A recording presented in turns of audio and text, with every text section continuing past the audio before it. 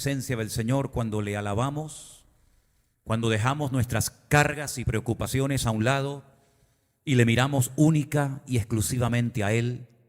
Sentimos su presencia, creemos con todo nuestro corazón que Dios está con nosotros. En todas partes a donde vayamos podemos sentir su presencia, su respaldo.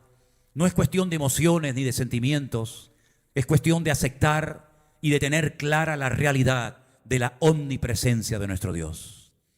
Qué maravilloso es saber, amados hermanos, que no importa el lugar en el que nos encontremos, no importa si estamos sanos o enfermos en un hospital, si estamos rodeados de amigos y de familiares o solos, como Pablo estaba en la cárcel en Roma, solo, sin nadie a su lado.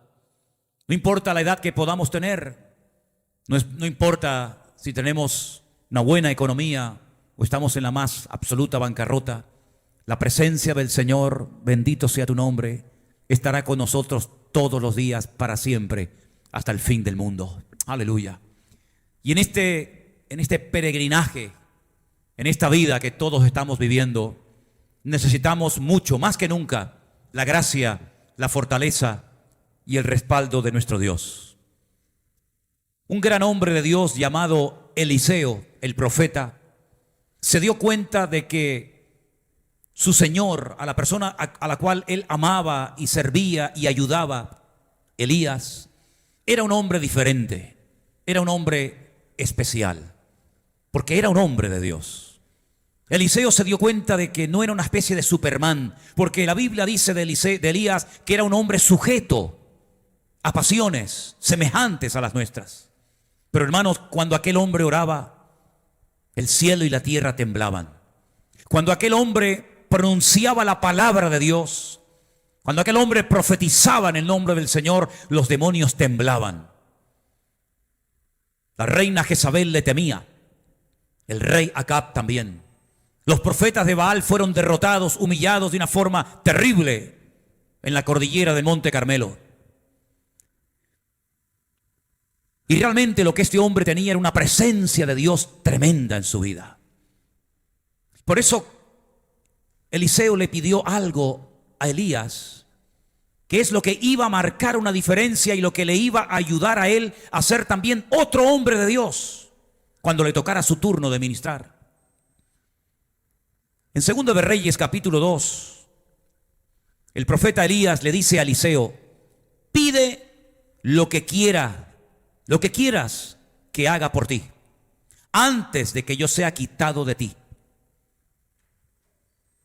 Y Eliseo le dijo: te ruego que una doble porción de tu espíritu sea sobre mí. La respuesta del profeta Eliseo es muy interesante. Versículo 10 le dice: cosa difícil has pedido. Si me vieres cuando fuere quitado de ti, te será hecho. Mas si no, no. La petición ya estaba hecha. Yo quiero, porque tú me has pedido que te pida lo que quiera, quiero recibir una doble porción del Espíritu de Dios que está en ti. Es decir, yo quiero más de lo que tú tienes. No me conformo con tener tu unción, la gracia de Dios sobre tu vida, el respaldo de Dios tal y como tú lo tienes, sino que yo quiero el doble de lo que tú tienes. Es decir, si tú has sanado 10 enfermos, yo quiero sanar a 20. Si tú has predicado durante un tiempo, yo quiero predicar más todavía. Si tú has resucitado a algún muerto, yo quiero resucitar más que tú. En otras palabras, yo quiero ir a por todas. Quiero más. Eliseo hizo su petición. Elías le dijo: no es fácil lo que has pedido. La condición es que cuando yo sea arrebatado, cuando yo sea quitado de ti, que tú me observes, que tú estés allí en ese momento, que no estés distraído mirando a derecha o izquierda, sino que en el momento, cuando yo sea quitado, tú me mires y en ese momento lo que has pedido lo recibirás. Ahora imagínense lo atento que tenía que estar Eliseo, mirando permanentemente a dónde iba Elías. ¿Qué hacía Elías? Si subía a una montaña, Eliseo le acompañaba. Si bajaba a un valle, Eliseo iba detrás de él. Si se sentaba, Eliseo se sentaba. Si Elías caminaba, él se ponía a caminar. En otras palabras, si tú quieres verdaderamente lo que has pedido, vas a tener que seguirme y pagar un altísimo precio.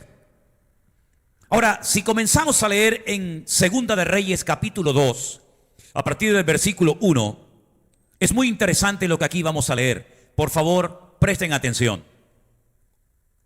Dice la palabra de Dios en el verso 1.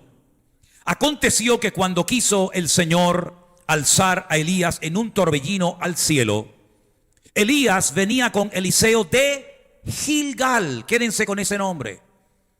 De Gilgal venían los dos. Y le dijo Elías a Eliseo: quédate aquí ahora, porque el Señor me ha enviado a Betel. Y Eliseo le dijo: vive el Señor y vive tu alma, que no te dejaré. Descendieron pues a Betel.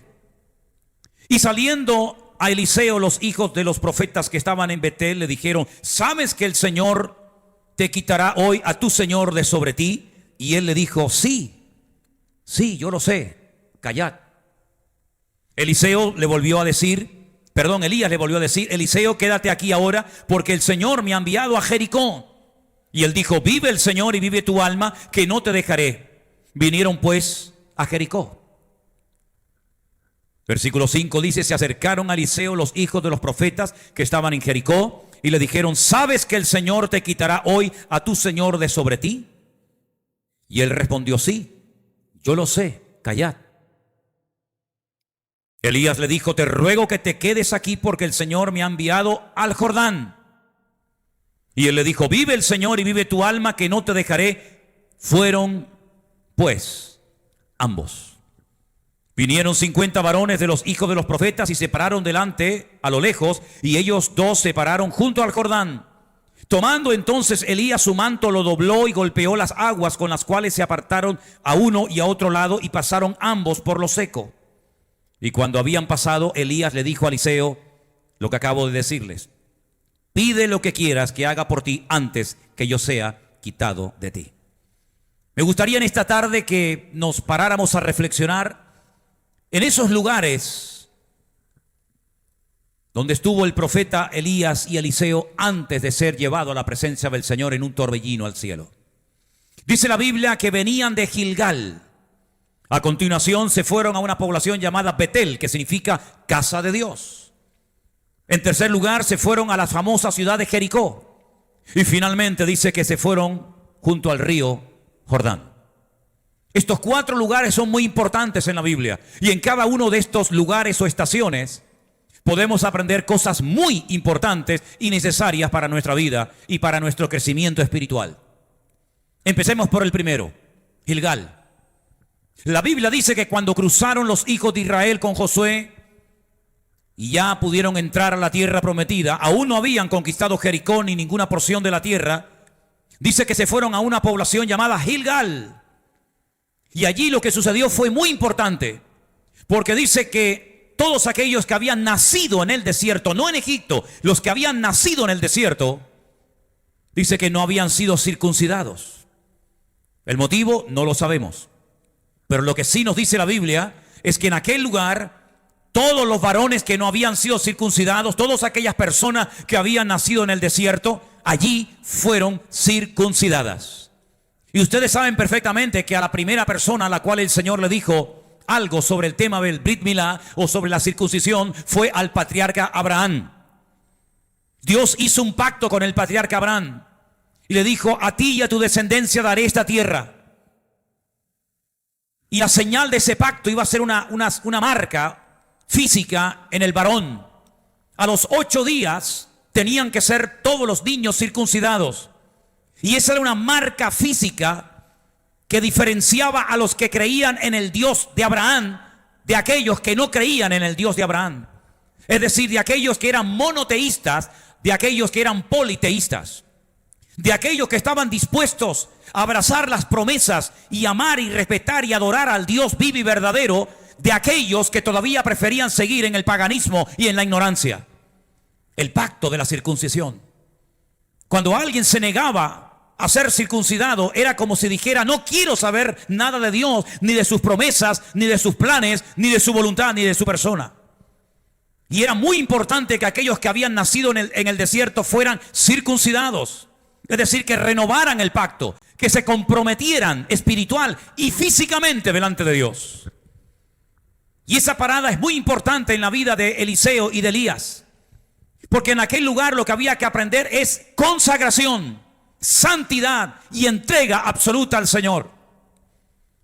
Eliseo quería tener más de lo que tenía su señor Elías. Y si todos y cada uno de nosotros también queremos tener cada día más y más del Señor, más de su presencia, más de su poder, más de sus bendiciones, más de su gracia en nosotros, tenemos que tener bien claro que lo primero que Dios exige de cada uno de nosotros es santidad. Respetar el pacto, porque nosotros también estamos bajo pacto, no bajo el pacto de la circuncisión, sino bajo el pacto de sangre que hizo nuestro Señor Jesucristo en la cruz del Calvario. Ese fue el nuevo y último pacto que Dios ha hecho. Tomad y comed porque esto es mi cuerpo que por vosotros es partido. Tomad y bebed porque esta es mi copa que por vosotros es derramada. Mi sangre es derramada por vosotros. Pan y vino es lo que utilizó el Señor para recordarle a todos sus seguidores el nuevo y último pacto. Pacto que había sido profetizado en las Sagradas Escrituras a través de la pluma y del ministerio del profeta Jeremías. Si quieres verdaderamente vivir en orden, si quieres verdaderamente tener el aval, el respaldo, la bendición del Creador, de Dios, el Dios de Abraham, el Dios vivo y verdadero en tu vida, tienes que pactar, tienes que aceptar el pacto, en otras palabras, la obra de Cristo en tu vida. No puedes seguir viviendo por libre, haciendo lo que te da la gana, poniendo tú las reglas y las normas. No puedes seguir viviendo a tu manera, tu relación con Dios. Tienes que tener un Gilgal en tu vida, tiene que haber un corte en tu vida. Tiene que haber un nuevo inicio, un nuevo nacimiento en tu vida. Si no lo ha habido, hoy es el momento, hoy es el día aceptable para que tú aceptes el pacto de amor que el Señor hizo en la cruz del Calvario por ti y por toda la raza humana. El Señor Jesucristo no murió única y exclusivamente por los que estaban allí presentes en Jerusalén o en Israel cuando Él murió. El Señor Jesucristo murió por todos los seres humanos, desde el primero hasta el último. El pacto de Dios sigue en vigencia. Las puertas no se han cerrado. Por eso hoy el Señor te dice: venid, venid a mí los trabajados y cargados, que yo os haré descansar. Todavía hay oportunidad para volver a empezar de nuevo. Todavía las puertas están abiertas. Todavía el amor de Dios está a tu entera disposición. Pero tienes que venir humillado. Tienes que venir arrepentido al Señor, dejando a un lado el orgullo, la soberbia, la arrogancia, la superficialidad y la religiosidad, y venir humillado delante del Señor y dejar que Él te marque y se selle con su Espíritu Santo. Gilgal es un lugar muy importante en la Biblia, porque después vendrían las conquistas, después vendrían los gigantes, después vendría tomar posesión de la tierra prometida, pero primero había que consagrarse. Muchos quieren servir al Señor, pero no quieren vivir como Dios manda. Muchos quieren servir al Señor como profetas, como misioneros, como apóstoles o tantas cosas que se inventan. Pero mis queridos hermanos, las normas están bien claramente establecidas en la palabra del Señor. Y lo primero que el Señor demanda de nosotros es pactar con Él, humillarnos, aceptar a su amado Hijo Jesús. Y entonces podemos comenzar a hablar. Y entonces podemos comenzar a organizar nuestra vida. Pero antes tenemos que tener bien presente que el que pone las normas y el que traza las directrices y el que dice lo que hay que hacer, cómo hay que hacerlo y dónde hay que hacerlo es el Señor de señores y no nosotros. Sin Gilgal no hay conquista de la tierra, sin Gilgal no hay bendición, sin Gilgal no hay nada, porque Gilgal significa consagración, y sin consagración y sin santidad nadie verá al Señor. Una vez que Eliseo vio, y seguramente Elías le dijo: mira, aquí pasó esto y aquello, siguieron adelante. Y la siguiente parada fue nada más y nada menos que en una población donde el Señor se manifestó a la vida del patriarca Jacob. Y ese lugar se llamaba y se sigue llamando hoy en día Betel, la casa de Dios. Lean en el libro del Génesis lo que pasó allí. Lean lo que pasó en Betel, la experiencia tremenda que el patriarca Jacob tuvo en aquel lugar, cómo su vida cambió radicalmente, cómo él se dio cuenta de que la existencia de Dios es real, cómo se dio cuenta de que el respaldo del Señor es genuino y auténtico cuando hacemos las cosas decentemente y con orden. Casa de Dios, es tu vida una casa de Dios, es tu hogar una casa de Dios. ¿Qué es tu casa? La casa del centurión no era digna para recibir al Señor Jesucristo. Por eso lo dijo: no hace falta que vengas y ores por Él. Di la palabra, porque no soy digno de que entres bajo mi techo. La casa de Rahab durante mucho tiempo fue una casa de prostitución, una casa de pecado, una casa de desorden, hasta que se convirtió y se entregó al Señor. La casa de Cornelio fue un lugar, sí, de autoridad, de mando y todo lo que tú quieras, pero no era una casa de bendición, porque el evangelio no había llegado a su casa. La casa del carcelero de Filipo fue una casa de tiniebla. Vivía en la misma cárcel hasta que un día el Señor llegó a su vida y pudieron aceptar el evangelio y fueron bautizados aquella misma noche. El aposento alto, aquella casa era una casa normal y corriente, hasta que en el día de Pentecostés de repente estaban todos unánimes juntos y cayeron lenguas repartidas como de fuego y llenó todo el recinto donde estaban. La casa de Zaqueo era una casa normal y corriente, tal vez con tristeza, con desánimo, con depresión, con abuso de autoridad, hasta que el Señor dijo: hoy ha llegado la salvación a esta casa. ¿Es tu vida una casa de Dios? ¿Es tu vida realmente una morada santa donde el Espíritu de Dios puede morar y puede hablar y puede hacer lo que Él quiera? ¿Realmente hay un Betel en ti? ¿Realmente eres casa, eres templo de Dios? Si tu respuesta es sí, entonces vive de acuerdo y sé coherente con la fe que proclamas tener. La Biblia dice que si decimos que creemos en Él, debemos de andar como Él anduvo. Si eres casa de Dios, si eres templo del Dios viviente, columna y baluarte de la verdad, entonces tienes que asumir tus responsabilidades y no solamente reclamar todo el santo día tus privilegios. Tienes que asumir de que tienes que dar testimonio, tienes que asumir de que eres responsable con los hermanos de la iglesia, eres responsable con el mundo y eres responsable delante de Dios. Si realmente reconoces que eres un Betel, una casa, un templo del Dios vivo, tienes que darte cuenta de que el Señor a través de tu vida puede hacer grandes cosas, pero cuidado, si bajas la guardia también el diablo te puede utilizar y puede ser piedra de tropiezo. Dice la Biblia que los tropiezos siempre vendrían, mas hay de aquel por quien vendrían. Así que Gilgal es compromiso, es santidad, es sumisión al pacto.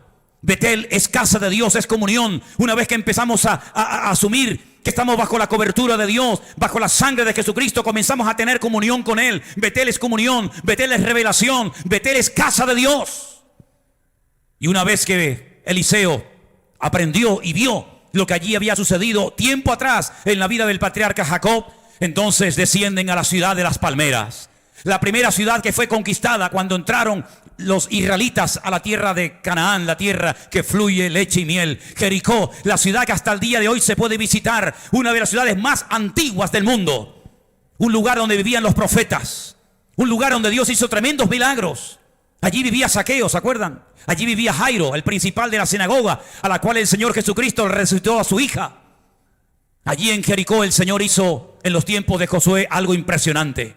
Una ciudad con doble muro, una ciudad amurallada, una ciudad, hermano, inexpugnable, imposible de conquistar, imposible para las tropas de Israel, imposible para cualquier ejército enemigo, pero nada es imposible para Dios, y más cuando acatamos sus órdenes y nos sometemos a su voluntad. Dios le reveló a Josué el plan de ataque. Dios le mostró a Josué que en esta ocasión no había necesidad de espadas, ni de arcos, ni de jabalinas, ni de flechas, ni de nada de eso. La estrategia era dar vueltas. Sí, dar vueltas. Una vez, y dos, y tres, y cuatro, y así durante toda una semana. Y por si esto fuera poco, el último día, 7 vueltas. ¿Qué es lo que el Señor está tratando de enseñar a Israel y a Josué? Que los peores enemigos no van a caer por estrategias humanas. Los peores enemigos y todos los enemigos van a caer por el sometimiento a la voluntad y a los planes de Dios. Obediencia. Así como Gilgal fue consagración y compromiso, así como Betel significa comunión y relación con el Dios eterno, Jericó significa obediencia. Obediencia al plan de Dios. Si es dar vueltas, demos vueltas. Si es gritar, gritemos. Si es cantar, cantemos. Y si es predicar, prediquemos. Pero en otras palabras, primeramente escuchemos la voz de Dios. Escuchemos qué es lo que Él quiere que se haga en cada momento y en cada lugar. Y cuando lo hagamos, el Señor respaldará la obediencia de su pueblo. Hay un capítulo entero en el libro de Deuteronomio que nos habla acerca de las consecuencias de la desobediencia, pero también, cuidado, de las bendiciones maravillosas que vienen como consecuencia de la obediencia al Señor. El libro de Hebreos, la carta a los Hebreos dice: y por lo que padeció, aprendió obediencia. Y está hablando acerca del Hijo, del Mesías, de nuestro Señor Jesucristo. Aprender a ser obedientes. ¿Dónde se aprende a ser obediente? ¿En la universidad?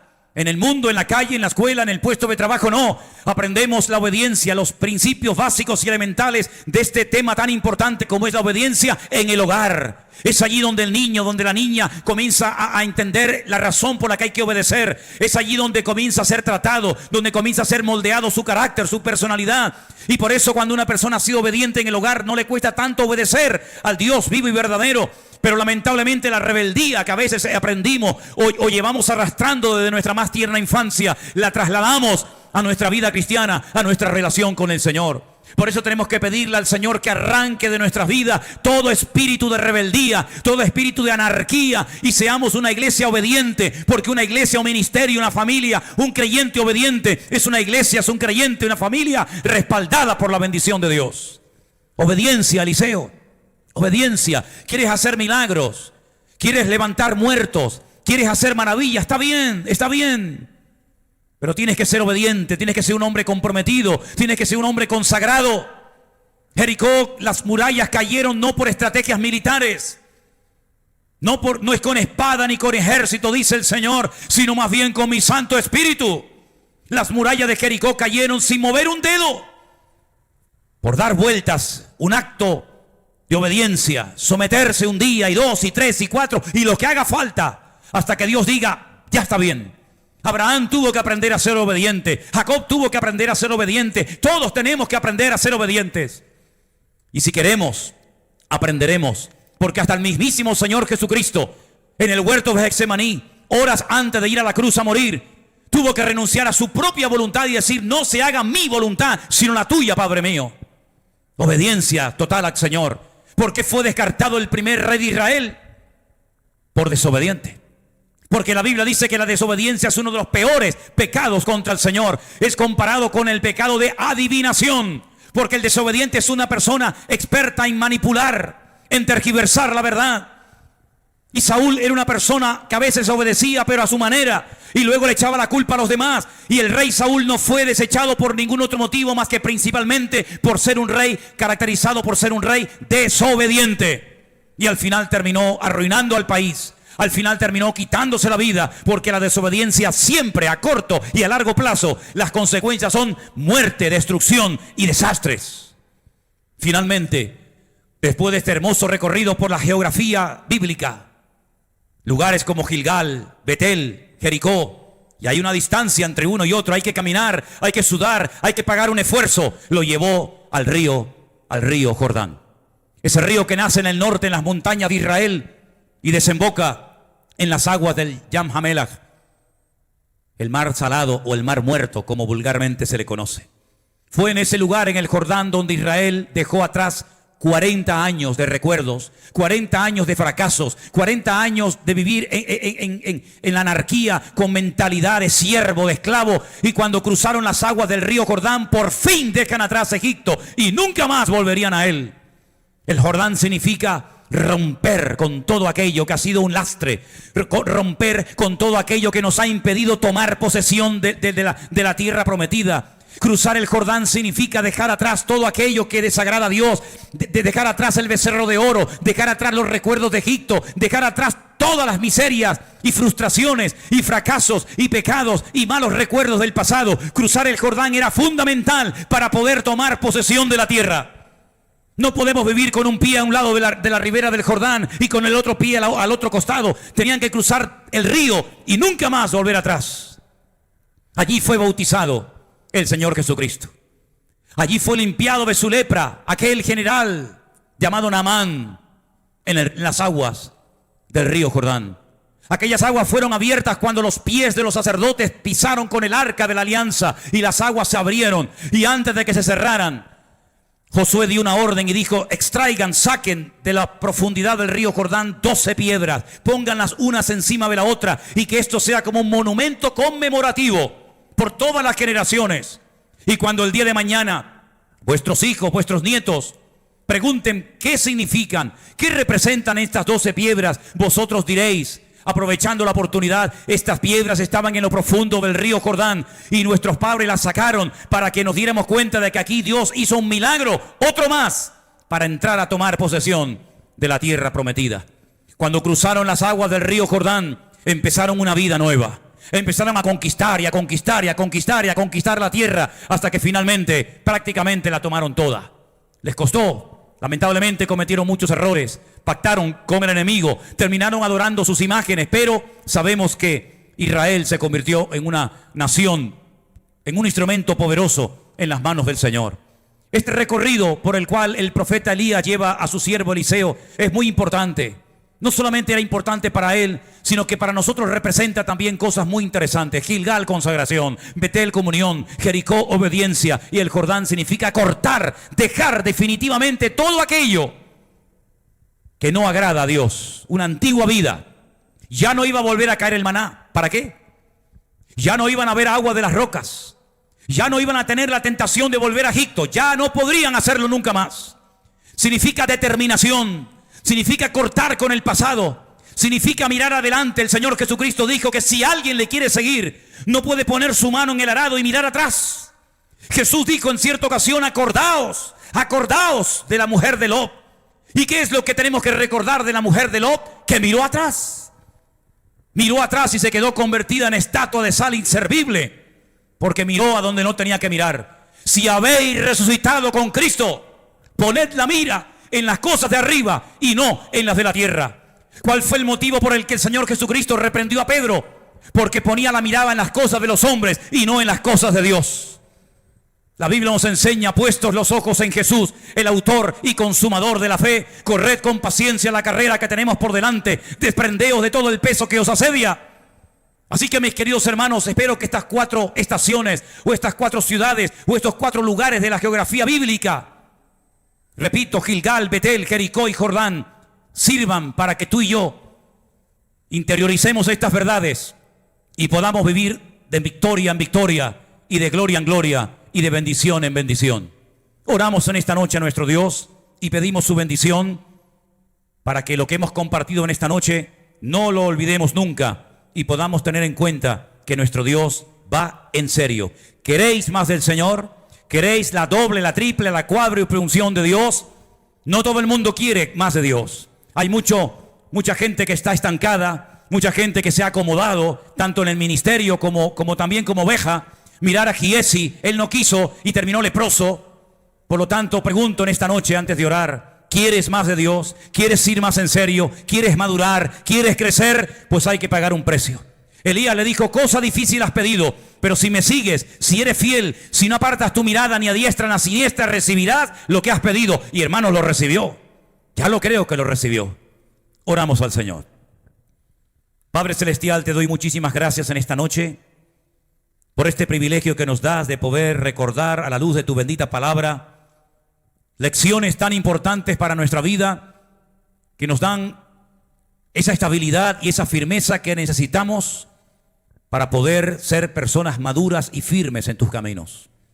Señor, queremos consagrarnos, queremos tener comunión diaria y permanente contigo, queremos obedecerte siempre, entendamos o no, y queremos cortar con todo aquello que a ti no te agrada y te glorifica, para que de esa manera podamos recibir la bendición que tú tienes preparada para cada uno de nosotros. En el nombre bendito de Jesús pedimos todo. Amén y amén.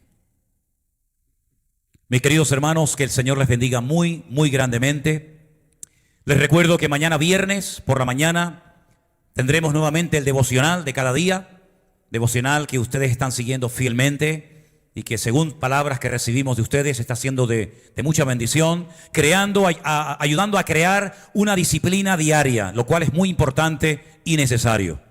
Mañana por la tarde tendremos también un tiempo para estar conversando hasta que llegue el momento de las 7 de la tarde, hora siempre de aquí de Tenerife, de Canarias, porque vamos a tener una conversación muy, muy interesante, un encuentro con el pastor Enrique Montenegro de Madrid, con el pastor Marcos Zapata de Galicia, de la ciudad de Lugo, con nuestro hermano Alberto de la isla de Fuerteventura, con el pastor Freddy de Alicante y con un servidor. Estaremos hablando acerca de este libro que hemos publicado, titulado Escatología, simplemente así, Escatología, el cual muchos de ustedes han comprado y otros lo harán, Dios mediante, en la plataforma de Amazon. Deseo que sea de bendición para todos ustedes, Todas aquellas clases que yo di de escatología, ahí está todo el material, ahí está toda la información, los textos, las imágenes, los pasajes, todo para que ustedes tengan ahora también en su mano todo ese material que pueden tener también en audio en nuestro canal de YouTube. Vamos a terminar este culto, esta reunión, cantando una alabanza a nuestro Dios. Y una vez más, gracias de todo corazón a los que siguen apoyando